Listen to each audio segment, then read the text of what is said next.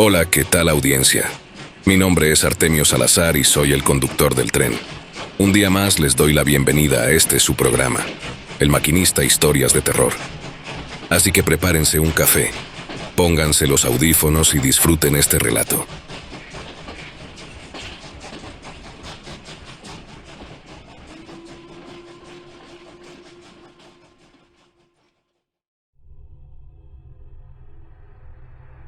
La mayoría de las personas, cuando piensan en el origen de enfermedades como el COVID-19, se inclinan por teorías convencionales.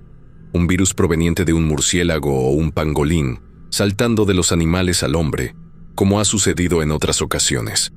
Sin embargo, existe otra posibilidad, mucho más oscura y difícil de aceptar.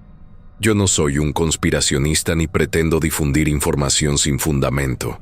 Pero lo que tengo en mis manos no es solo una suposición. Tengo papeles y fórmulas, documentos que me fueron entregados por un traficante que encontró esta información en un laboratorio abandonado. Documentos que revelan una verdad incómoda. Y, aunque no puedo asegurar que estas pruebas sean concluyentes, no me parece nada descabellado, sobre todo si consideramos la magnitud del negocio detrás de las grandes farmacéuticas. El asunto que quiero presentarles no tiene que ver con lo que hemos escuchado en los medios. Esta historia comenzó mucho antes, en la década de 1970, cuando un grupo de científicos de origen estadounidense, francés y belga llegó a Kinshasa, en la República Democrática del Congo. Su misión era desarrollar una vacuna revolucionaria contra enfermedades zoonóticas, aquellas que, como el ébola o la malaria, se transmiten de los animales a los seres humanos. De acuerdo con los documentos que poseo, la razón detrás de este proyecto no era únicamente la noble causa de salvar vidas, sino también la posibilidad de controlar un mercado millonario de vacunas que podía generar ganancias incalculables.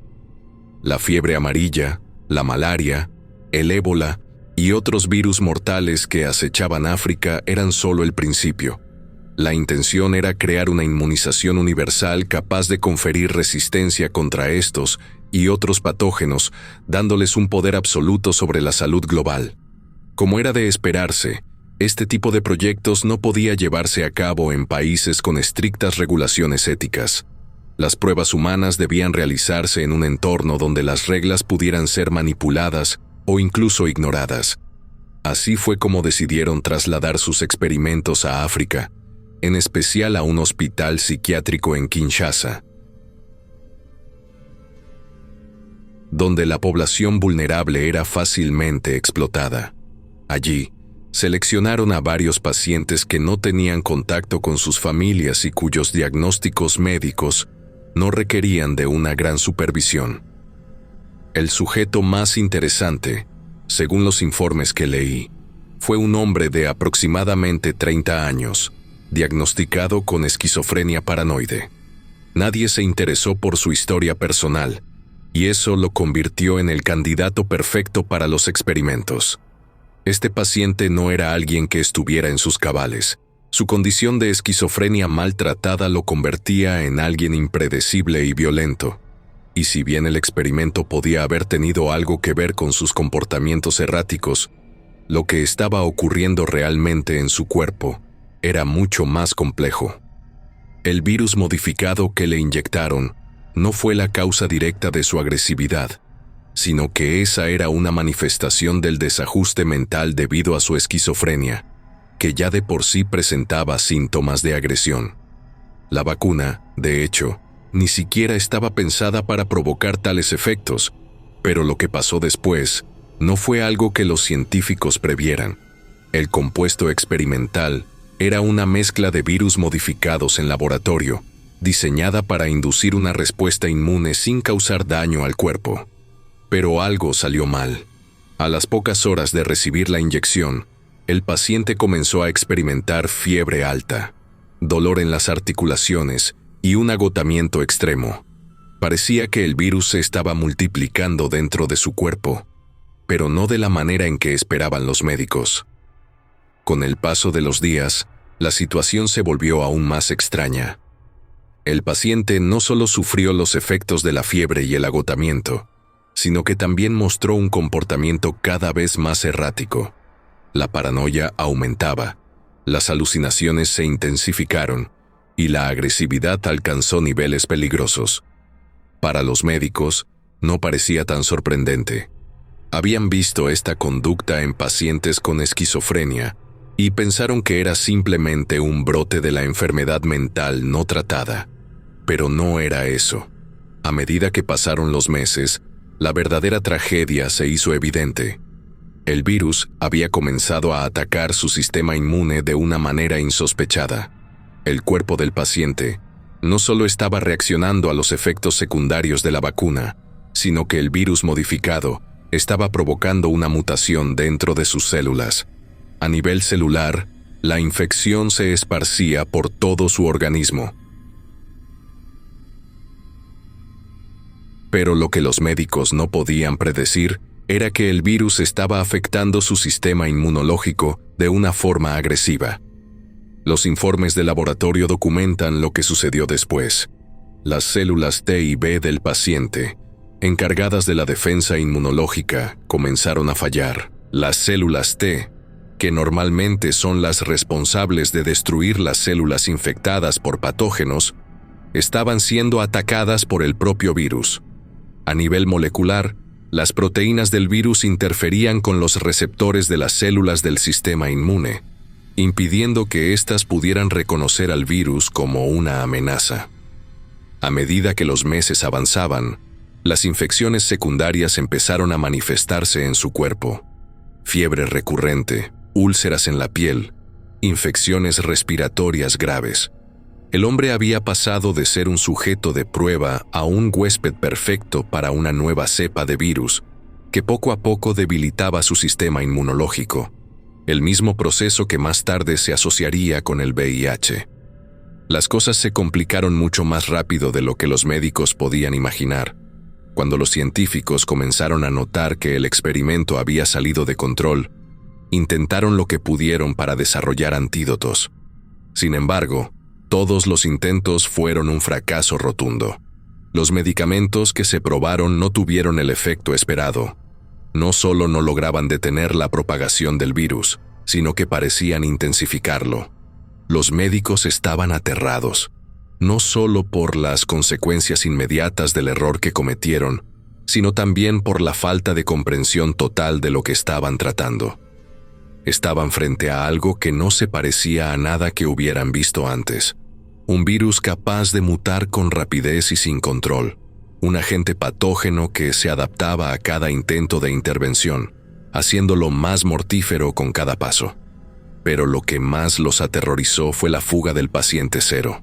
Los guardias encargados de la vigilancia del hospital psiquiátrico, responsables de contener al paciente, fueron incapaces de controlarlo durante un arranque de violencia. El hombre, ya bajo la influencia del virus y con sus impulsos violentos producto de la esquizofrenia, comenzó a atacar con una fuerza desmesurada, incontrolable. En un intento por apaciguarlo, los guardias cometieron el error fatal de no proceder con las debidas precauciones. En un estado tan agitado, el paciente logró escapar del centro de detención, iniciando lo que, muchos años después, se reconocería como la propagación de uno de los virus más devastadores de la humanidad. De acuerdo con los documentos que tengo, existen rumores que sugieren que su escape no fue un accidente. Algunos indican que fue dejado libre intencionadamente, una maniobra calculada para permitir que el virus se diseminara y generara una crisis sanitaria mundial. Este rumor, aunque no confirmado y etiquetado como tal, cobra fuerza si se considera el enorme poder que las farmacéuticas tenían en aquellos tiempos. A través de la creación de una pandemia global, las empresas farmacéuticas obtendrían ganancias astronómicas al proveer antídotos y medicamentos. Sin embargo, es importante destacar que, en ese momento, ni los científicos ni los propios médicos comprendían la magnitud de lo que habían desatado. En pocas palabras, no sabían contra qué estaban luchando. aquel virus no solo afectaba al sistema inmunológico de las personas, sino que estaba diseñado para evolucionar con cada nuevo huésped. Nadie, ni en sus peores pesadillas, había anticipado que el paciente cero sería el catalizador de algo tan devastador. Una vez libre, el hombre comenzó a deambular por Kinshasa en un estado de confusión total. Su salud mental ya había sido gravemente afectada por el virus, y su comportamiento errático se convirtió en una amenaza para cualquiera que se cruzara en su camino. En el estado en que se encontraba, la supervivencia era su único objetivo, y la humanidad ya no era su prioridad. Las personas que intentaron ayudarlo fueron atacadas con una violencia indescriptible. Su cuerpo, ya alterado por la infección, no parecía responder a las normas humanas. Fue en ese entonces cuando el sistema de salud local, precario y desbordado por las enfermedades endémicas, logró capturarlo nuevamente. Lo ingresaron a un pequeño hospital de campaña, y los médicos intentaron controlar su enfermedad mediante medicamentos intravenosos. Sin embargo, la situación era mucho más complicada de lo que los médicos podían manejar. El personal de salud, con recursos limitados, no tenía acceso a jeringas de uso individual, por lo que se vieron obligados a compartirlas entre los pacientes. Esta práctica, por supuesto, fue fatal. Las jeringas utilizadas para administrar el medicamento no solo aumentaron el riesgo de transmisión de otros patógenos, sino que, al compartirlas, propiciaron la propagación del virus de manera aún más acelerada. En cuanto el paciente tuvo la oportunidad, escapó nuevamente, y esta vez el daño ya estaba hecho. Lo que nadie sabía en ese momento era que el virus que albergaba en su organismo se estaba propagando a través de las jeringas, que se reutilizaban indiscriminadamente, iniciando una cadena de contagios que sería imposible de detener. El paciente, ya en un estado mental completamente descontrolado, comenzó a alejarse de la ciudad. Se internó en la selva que rodea Kinshasa, donde los médicos lo perdieron de vista por completo. Sin rumbo, sin conciencia de lo que estaba ocurriendo, vagó por la jungla durante días, sobreviviendo solo por instinto. En este periodo, el paciente cero tuvo su primer contacto con los chimpancés locales. En su estado alterado, sin control sobre su mente ni su cuerpo, comenzó a sostener relaciones zoofílicas con varios simios. Este contacto, aparentemente inofensivo, resultó ser el detonante de una mutación inesperada y mucho más peligrosa del virus. Mientras el virus se multiplicaba en su organismo, adaptándose a nuevas condiciones, el contacto con los chimpancés provocó una transmisión hacia ellos. A nivel biológico, este fenómeno se conoce como un salto inverso. El virus que originalmente afectaba solo a los humanos, ahora había dado lugar al SIV, el virus de inmunodeficiencia simiana, que afectaba a los chimpancés. Este salto del virus hacia los chimpancés no solo hizo que los simios se infectaran, sino que también aceleró la recombinación genética del patógeno, aumentando su capacidad de mutación. Los chimpancés que estuvieron en contacto con el paciente cero no solo presentaron síntomas similares a los humanos, sino que también comenzaron a propagar una nueva variante del virus entre su propia especie, una variante conocida como el VIH primate. Ahora, la infección, que comenzó con un solo hombre, había salido de control de manera irreversible. Lo que inició como un pequeño error de laboratorio, pronto desató una epidemia de proporciones catastróficas, cuyos efectos serían sentidos en todo el mundo, aunque muchos años después. El virus no solo había encontrado un huésped humano, sino que había logrado superar las barreras entre especies y se estaba transformando en una amenaza aún mayor. Los científicos que iniciaron este experimento nunca sabrán la magnitud del monstruo que liberaron, y lo peor de todo es que nadie sabía lo que estaba por venir. A lo largo de los años, mientras el caos se desataba en Kinshasa y las ciudades vecinas, los científicos y ejecutivos de los laboratorios involucrados en el proyecto comenzaron a recibir informes alarmantes. A medida que el virus se propagaba sin control, las muertes inexplicables empezaron a aumentar en la región. No eran solo casos aislados, eran brotes que no podían ser ignorados. Pero, a pesar de la magnitud de la situación, la respuesta de aquellos que habían dado luz verde al experimento fue inquietantemente calculada. Los informes sobre las muertes eran constantemente minimizados, y las autoridades locales recibían instrucciones claras: no hablar de lo que estaba sucediendo en Kinshasa.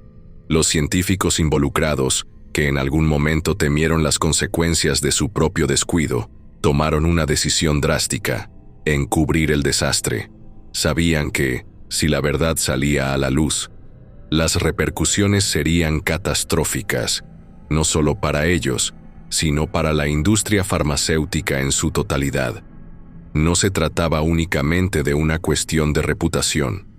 Se trataba de miles de millones de dólares invertidos y de un sistema económico global que dependía de la creación de enfermedades para que el mercado de los medicamentos floreciera. La primera acción que tomaron fue la eliminación sistemática de los registros.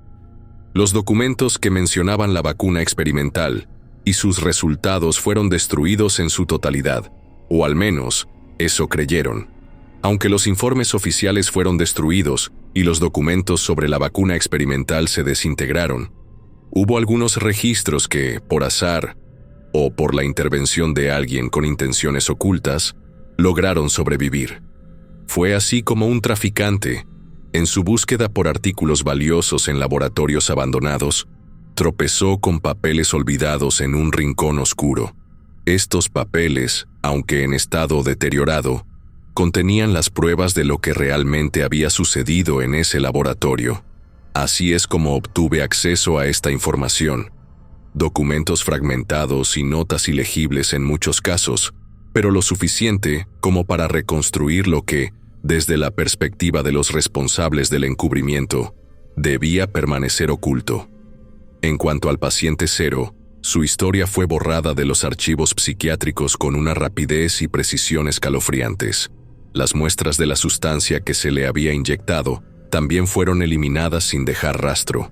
En resumen, todo lo que pudiera vincular al virus con el experimento en el laboratorio desapareció, dejando solo vacíos en la historia. Nadie debía saber lo que realmente había ocurrido. No solo por la magnitud del fracaso, sino porque la verdad podría haber desmantelado una de las industrias más poderosas del mundo, la farmacéutica. Sabían que si se dejaba escapar el origen del virus, los culpables serían los propios creadores de la pandemia, y eso significaría que el negocio de las vacunas y tratamientos antirretrovirales, el cual ya estaba en expansión, se desplomaría. Pero había un problema. El virus ya estaba fuera de control, y no podían detenerlo. Las rutas comerciales de la época fueron un factor crucial para la propagación del patógeno. Kinshasa, siendo un centro comercial y de transporte clave, estaba conectada a través del río Congo y de la red ferroviaria belga con otras partes de África. Marineros, comerciantes y viajeros que pasaban por la región fueron los portadores inadvertidos del virus. Ellos, sin saberlo, viajaron a otros territorios, infectando a nuevas poblaciones. Al principio, las infecciones parecían ser solo una serie de extrañas enfermedades tropicales, y los médicos locales, sin experiencia en este tipo de patógenos, diagnosticaron erróneamente los primeros casos como enfermedades comunes. Era un patrón que se repitió a medida que el virus se expandía: fiebre alta, pérdida de peso inexplicable y una rápida degeneración del sistema inmunológico. Sin embargo, los síntomas no coincidían con ninguna enfermedad conocida, lo que solo aumentaba la confusión entre los médicos y las autoridades sanitarias. Esta falta de diagnóstico adecuado y la imposibilidad de reconocer los síntomas permitió que el virus se extendiera más rápido de lo que los creadores del patógeno podían haber imaginado. Desde las zonas rurales del Congo hasta las grandes ciudades africanas, el virus ya se estaba propagando sin control. Lo que para los científicos involucrados en el encubrimiento fue una suerte, fue en realidad una tragedia. Al no ser reconocido como una nueva enfermedad causada por un virus mutante, se permitió que la narrativa de un origen natural del patógeno se consolidara. Esta versión de los hechos, más fácil de digerir y menos peligrosa para el status quo, pronto se convirtió en la explicación oficial de la pandemia que azotaba a África. Los medios de comunicación comenzaron a difundir la idea de que el virus provenía de la selva, como si fuera una enfermedad común en animales salvajes y no una mutación de un virus creado artificialmente en un laboratorio. La mentira comenzó a tomar forma y con el tiempo se convirtió en un relato aceptado por la mayoría. Nadie cuestionó la historia oficial. Y el virus fue simplemente tratado como otro brote de una enfermedad desconocida que surgió de la naturaleza. Mientras todo esto ocurría, los responsables del desastre se mantenían en las sombras, asegurándose de que el mundo no supiera la verdad. Sin embargo, lejos de sufrir las consecuencias, la industria farmacéutica comenzó a beneficiarse enormemente de la crisis. Las empresas que habían creado el virus en primer lugar eran ahora las que ofrecían las soluciones: vacunas, medicamentos antirretrovirales y tratamientos experimentales. La creación del virus no solo les permitió controlar la enfermedad, sino que también les brindó la oportunidad de establecer un monopolio global sobre el tratamiento de esta nueva plaga. En ese contexto, las ganancias comenzaron a fluir. Los gobiernos, desesperados por controlar la propagación del virus, compraron los tratamientos de las grandes farmacéuticas a precios exorbitantes. La industria farmacéutica no solo había creado el problema, sino que ahora estaba en el centro de la solución, logrando que millones de personas dependieran de sus productos para sobrevivir. Cada dosis de medicamento, cada vacuna experimental que se aprobaba, representaba más dinero para ellos. Un ciclo vicioso de creación, propagación y control que les aseguraba enormes beneficios. Pero detrás de las puertas cerradas, los científicos involucrados en el encubrimiento sabían lo que había sucedido. Ellos sabían que habían soltado un monstruo. Aunque se beneficiaban de la crisis, las consecuencias de sus actos pesaban sobre ellos. No podían controlar el virus, ni siquiera sabían qué tan lejos podría llegar. Habían sembrado las semillas de una pandemia global, y lo peor de todo es que el virus seguía mutando. Nadie estaba seguro de qué vendría después, pero todos temían que aún no habíamos visto lo peor. A medida que los informes de nuevas infecciones seguían apareciendo en distintas partes de África y del mundo, el pánico comenzaba a crecer. No solo entre los afectados, sino también entre aquellos que sabían, en lo más profundo, que el origen de todo este sufrimiento se encontraba en un laboratorio, oculto bajo capas de mentiras y encubrimientos. Este, sin duda, fue solo el principio. Los primeros casos diagnosticados fuera de África fueron lo que desencadenó la verdadera propagación del virus, aunque en ese momento nadie sabía realmente qué era lo que estaba sucediendo. Antes a la primera infección del paciente cero, los informes se volvían más frecuentes. Pero aún nadie sabía lo que realmente causaba la enfermedad. Sin embargo, este virus se estaba propagando más rápido de lo que las autoridades podían controlar. Los primeros reportes que llegaron a los grandes centros urbanos del mundo vinieron de personas que, en su mayoría, no tenían antecedentes de viajes recientes a África, lo que hizo que los médicos no pudieran establecer una conexión clara entre los casos y el continente. En los Estados Unidos, los primeros casos diagnosticados fueron en la ciudad de Nueva York. En 1978, un hombre de mediana edad fue ingresado al hospital con una extraña combinación de síntomas: fiebre persistente, pérdida rápida de peso, sudores nocturnos y una sensación general de debilidad extrema. Los médicos inicialmente pensaron que era tuberculosis o alguna forma rara de neumonía, pero tras realizar pruebas de sangre y analizar más a fondo, descubrieron que su sistema inmunológico estaba colapsando. Este hombre, que pasó por varios hospitales antes de ser diagnosticado correctamente, fue uno de los primeros en recibir la etiqueta de paciente VIH positivo. Las pruebas no eran tan sofisticadas en ese entonces como lo son ahora, y el virus, por supuesto, no se conocía de la forma en que lo conocemos hoy. Su sistema inmune estaba siendo atacado de forma progresiva, pero los médicos solo pudieron catalogar el caso como una enfermedad rara de inmunodeficiencia. El diagnóstico tardío no fue un caso aislado. En el Reino Unido, hacia 1980, otro paciente presentó síntomas similares. Un hombre joven de Londres, que nunca había viajado a África, ingresó con una enfermedad poco común. A los pocos días, fue intubado debido a una neumonía severa que no respondía a los tratamientos habituales. Tras realizarle pruebas, los médicos determinaron que tenía una inmunodeficiencia grave, pero no sabían aún qué la causaba. Los científicos británicos hicieron lo que pudieron para diagnosticarlo, pero la enfermedad no era aún reconocida como lo que, en retrospectiva, sabríamos que era el SIDA. Los médicos inicialmente pensaron que su enfermedad era el resultado de un virus desconocido, pero como la relación con África no era evidente, todo lo relacionado con el origen del virus permaneció sin esclarecer. Es curioso pensar que, durante los primeros años, los médicos se vieron obligados a hacer suposiciones, pero ninguno de ellos llegó siquiera a considerar la posibilidad de un virus previamente desconocido que estuviera fuera de su control.